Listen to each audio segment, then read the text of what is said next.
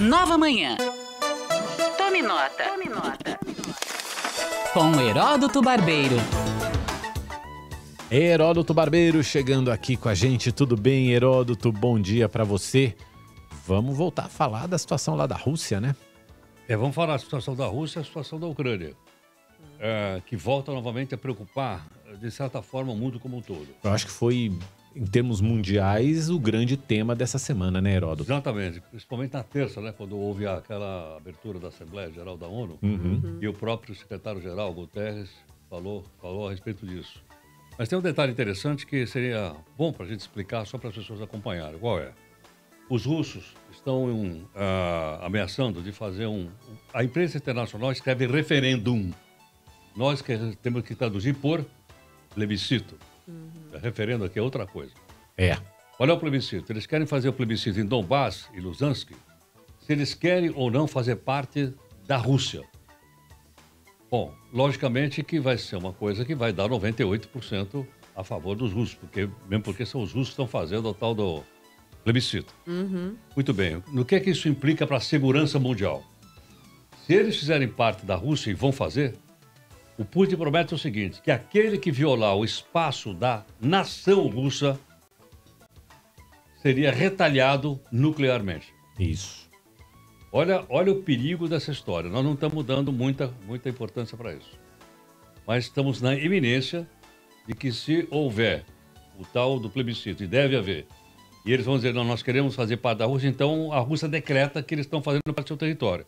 Se você atacar esses territórios, você está atacando a Rússia. Então eles poderão usar armas nucleares táticas na região. E mais, estão ameaçando o seguinte, eles pouparam o palácio presidencial em Kiev, a sede do governo da Ucrânia. Eles poderiam atingir facilmente com um míssil de longo alcance. Facilmente. Então nós estamos de novo numa ameaça tremenda à paz mundial. A Rússia está colocando a paz mundial em xeque, em perigo. Porque, logicamente, com um ataque contra a capital de Kiev, poderia levar a uma conflagração geral. É tudo que nós não precisamos no século XXI, né, na evolução dessa história da humanidade. Exatamente. Voltamos de novo para o clima da Guerra Fria, infelizmente. E parece ontem, ouvindo algumas notícias, algumas declarações, dava aquela sensação que a gente tem no truco, assim, sabe? Que é um querendo e você não sabe de fato se tem alguém blefando, se não tem blefando. E como vários líderes já falaram... Aí não tem blefe. Então, é essa a sensação que passa. Se você ameaçar usar, você vai ter que usar. Só que aí um fala e o outro tem que mostrar ainda mais força. E por enquanto no discurso, até a gente vê esse discurso passar para a prática. E como vários líderes falando, é uma situação que absolutamente não vai ter ganhador se isso passar para o próximo A Rússia e os Estados Unidos têm essas armas táticas nucleares, que são armas que têm menor poder de destruição do que as armas que foram usadas no Japão pelos Estados Unidos na Segunda Guerra Mundial. Ainda assim, são armas nucleares. Os especialistas têm dito, Heródoto, que a Rússia eventualmente pode jogar uma bomba dessas numa área ou no mar ou numa área despovoada na Ucrânia como uma espécie de tiro de advertência. Mas só isso já colocaria a OTAN para dentro dessa guerra. Agora, tem um detalhe interessante que é o seguinte. A situação dentro da Rússia não está boa para o Putin. Não está. Uma quantidade imensa de russos estão fugindo para não serem obrigados a lutar no exército. A fronteira com a Geórgia é uma fronteira onde você passa, não precisa de visto, nem para entrar, nem para sair. Os russos estão fugindo para a Geórgia. Tem uma fila ontem à noite de 5 quilômetros de carro de russo fugindo para a Geórgia.